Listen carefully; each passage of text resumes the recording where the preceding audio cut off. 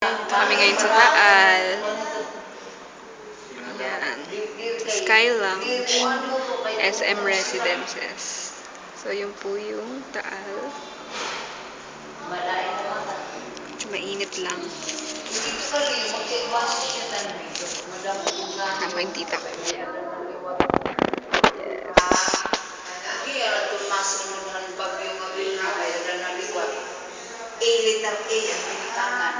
Bumalik agatong sunod. Ang ganda, diba?